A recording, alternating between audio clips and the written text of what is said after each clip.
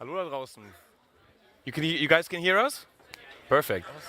Awesome. Welcome. This is actually the last issue of Guitar Summit Talk. Welcome everybody on the live stream, and welcome, Plini. Thank you. Hey, how are you doing? Good. I feel like I've been at a guitar convention for 3 days. Yeah. Oh, you've been here all 3 days? I think so. Yeah, I actually don't remember. Okay. Maybe 2 days. It's been a blur. There's been so a big much. blur. Yeah, there's so much happening on events like this.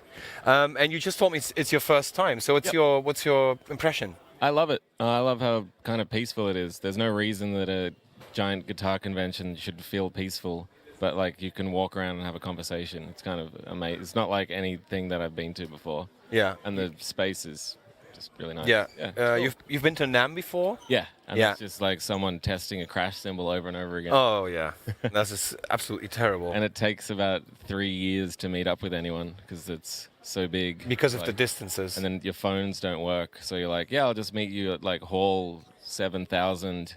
And then you run into 10 people you know by then. And Yeah. chaos, pure chaos. But this is like beautifully organized. Yeah, it's been great. Really Nice.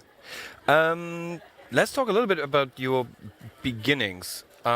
Maybe early influences. Maybe even like your earliest sort of guitar memory. When did you decide that you wanted to pick up a guitar, or maybe you decided to play another instrument before?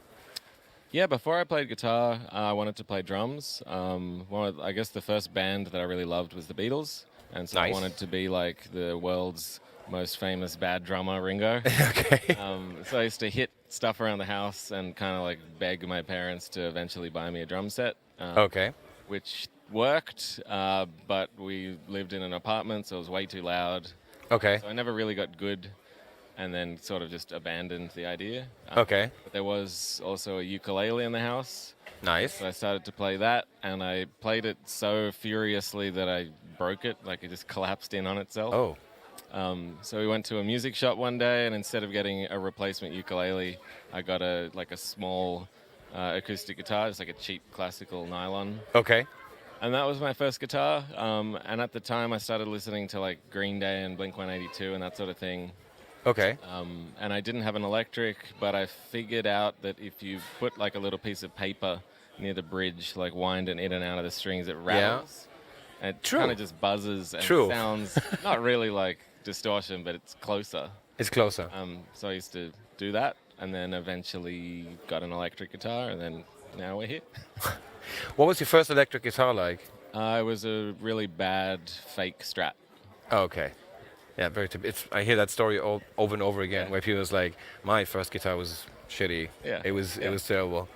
So your early influences were, I guess you could say, Blink-182 and Green Day. It's kind of punk, but it's also kind of popular Yeah, in a it's way kind of like it was just the rock music sort of thing that was popular at the time. at the time. Yeah.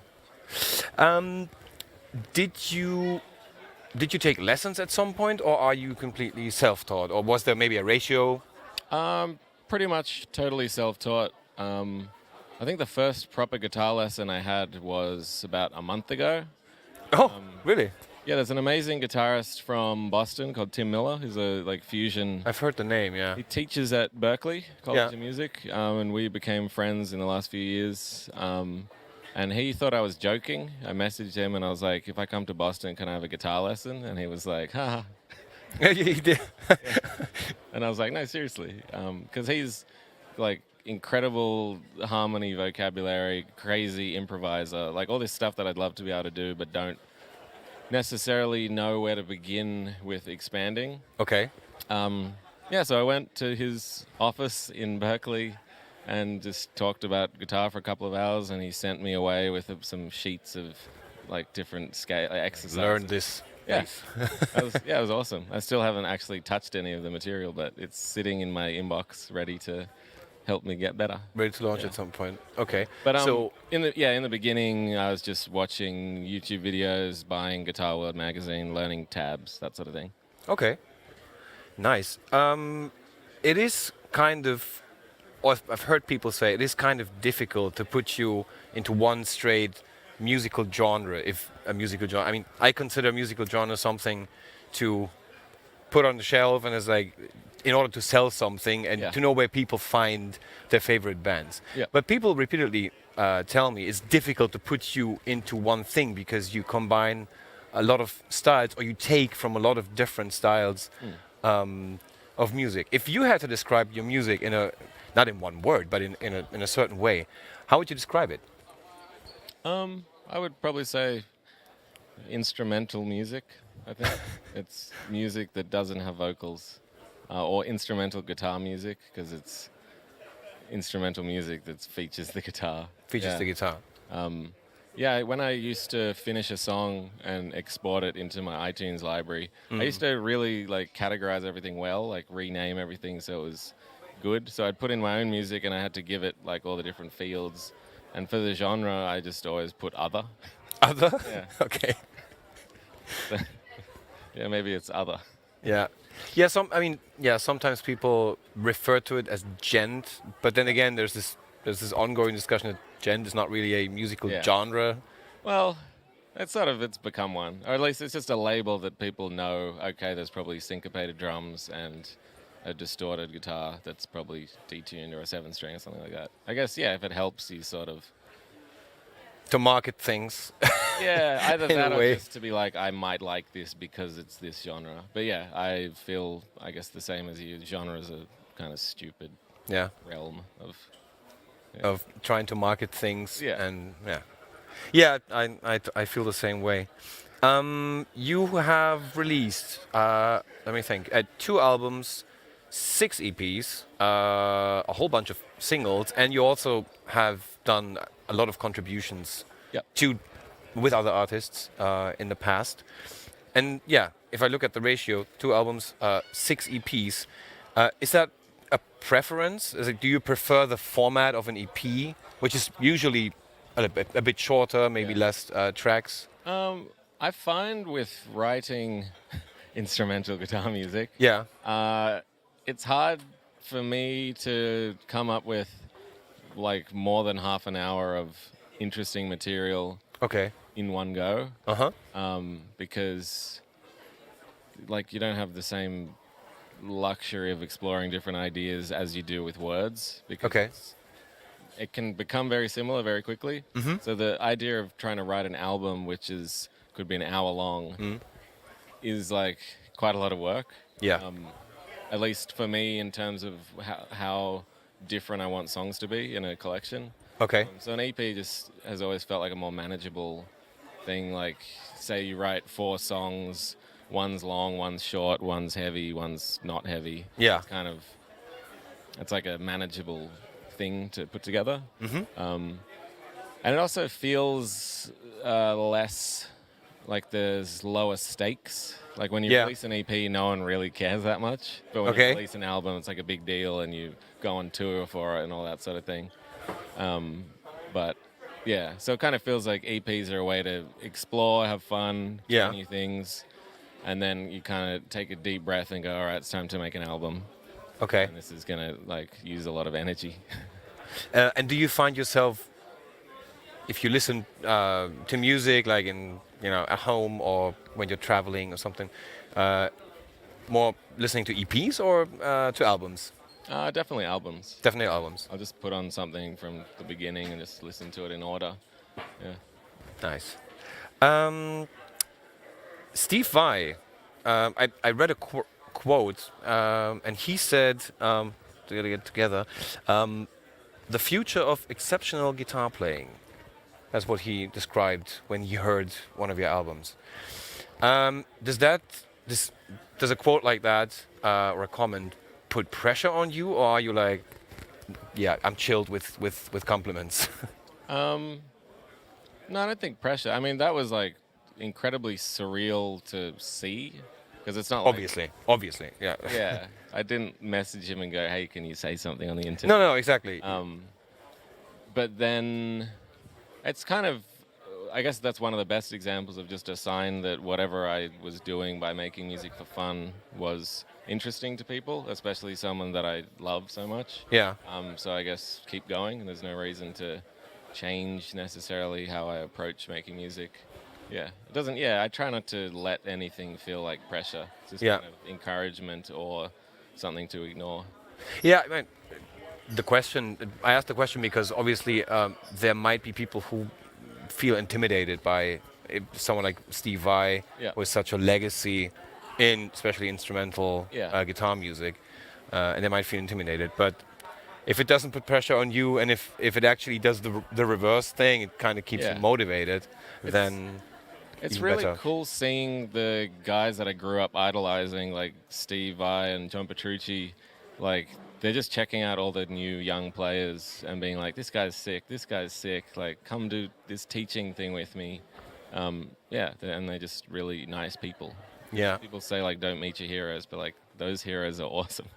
Yeah, exactly. I've repeatedly heard of people like John Petrucci. I actually went to a clinic of his once, and he was such a humble guy. Yeah. He was like so down to earth, Yeah. not like arrogant, nose up, cocky or something at all. Like the regular guy you could Yeah. talk to in a cafe. Yeah. Like yeah, yeah. Talking about that, you went to a. Was it the G4 experience? No, That there was was a no the- Vi Academy. Was it? I did Vi Academy in Yeah. 2019, and then I just did John Petrucci Guitar Universe Yeah. a couple of months ago. Right. That was awesome. And we have something in common. I also was heavily influenced by Satriani. I was listening to his Yeah. albums all the time because for me, looking at the giants at the time, like Vai, Petrucci, Yeah. Satriani was always like the more rock and roll guy to me. He Yeah. looked like he had way more swing and fun on stage, Yeah. and everybody else was just very focused. Yeah.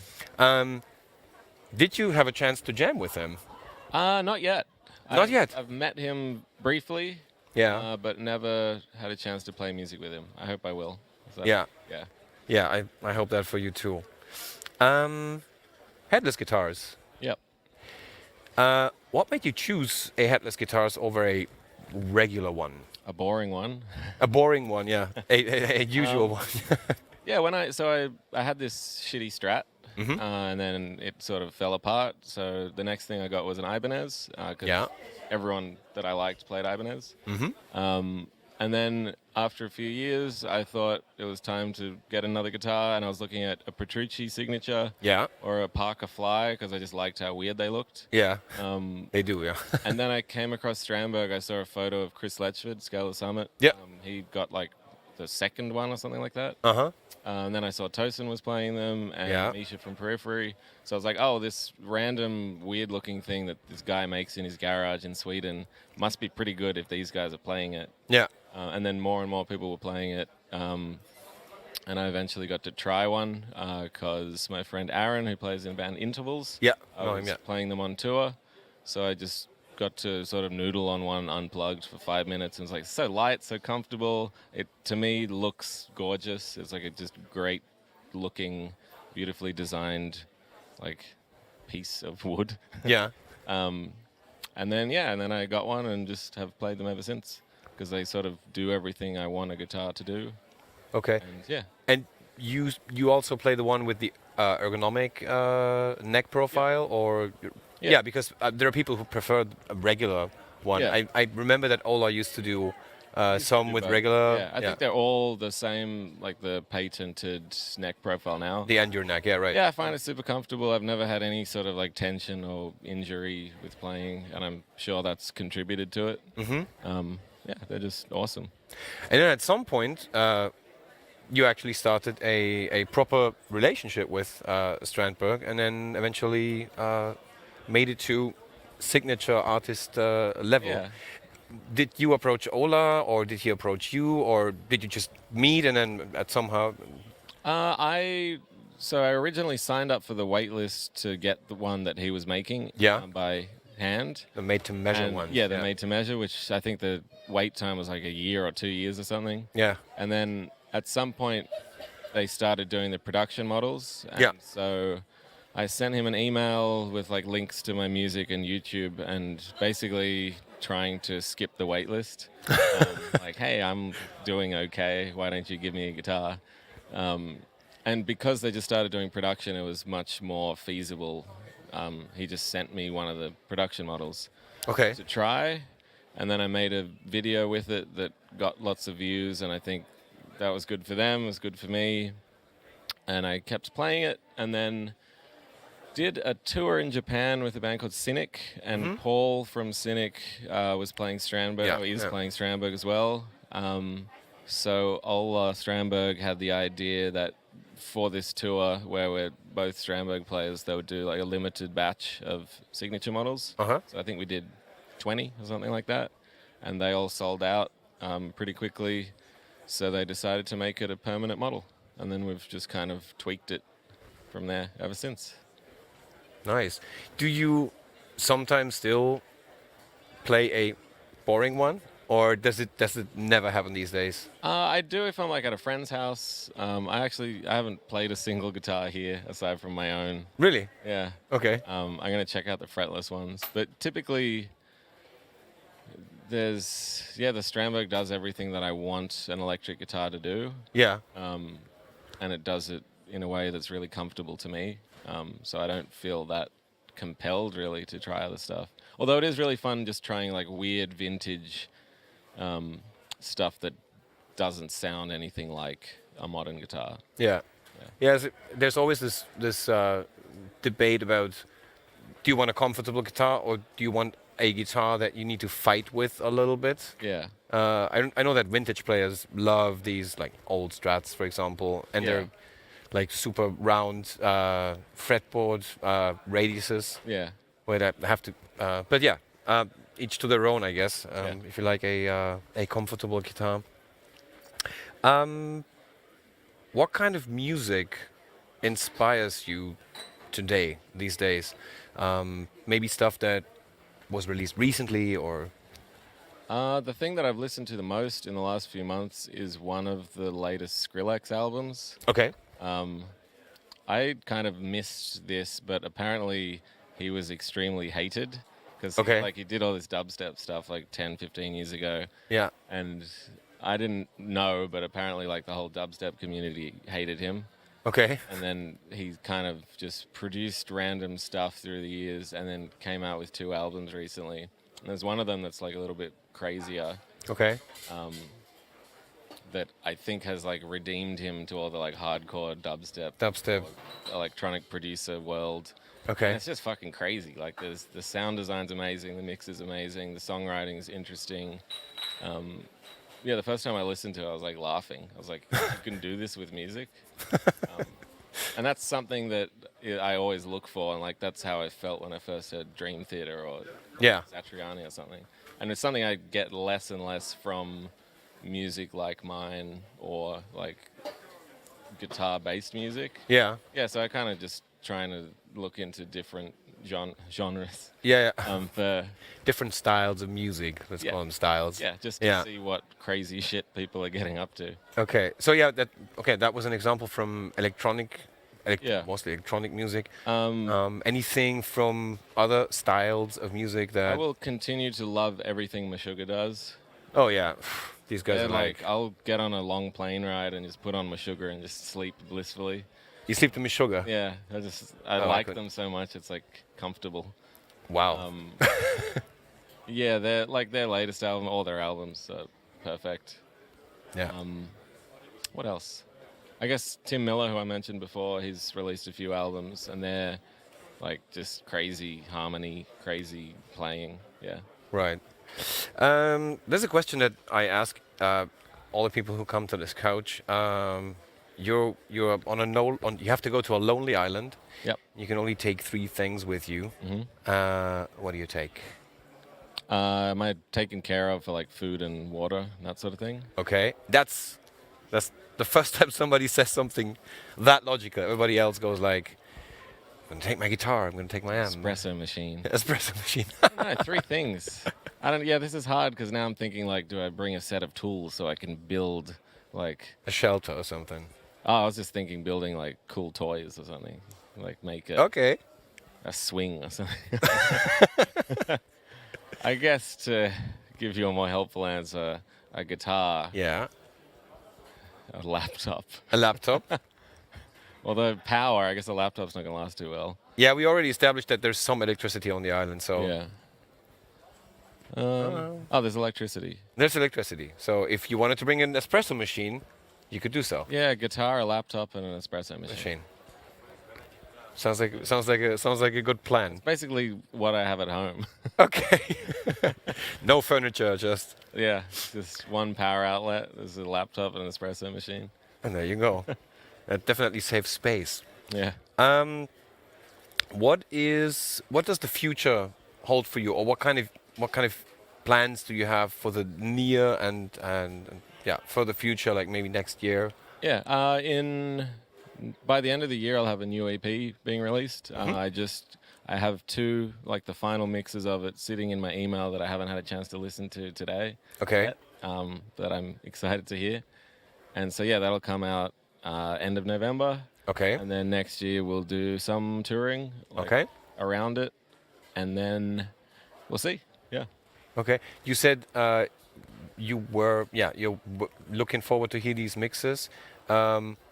You do the recording yourself, and then you let somebody else take over for the other steps of the production. So for this one, I wrote and recorded everything at home. Recorded all the guitars DI, just using plugins. And then my bass player is also the engineer. Okay. So we went to a studio with the drummer and recorded all his parts. And then I sent everything to my bass player, and the first time I hear the bass is when he sends me a mix, because he records it like after everything. Yeah. And so he'll reamp stuff because he's got a collection of amps. He's done some fun stuff, like he found an amp on the side of the road and recorded it in like his spare bathroom. So Yeah. it's like a really shitty reverby sort of sound. Yeah. That worked really well for a part. So he kind of goes into that like studio mad scientist world with what I send him, and then mixes it, sends it to me. I usually have barely any things to change because we've known each other so long. He knows what I want. So there's a connection. He knows what you Yeah. like, what you Yeah. would prefer. And he also sound-wise. he suggests cool stuff like the bathroom amp. Yeah. Like, what if we did this on this part? Yeah. Nice. Okay. Sounds like a good way to work. Thank you so much for taking the time. I know it's the last day, and it's like has been 3 days of buzzing around everywhere. So thanks for taking the time, and Thank enjoy the rest of the weekend. You too. Thank you. Thanks.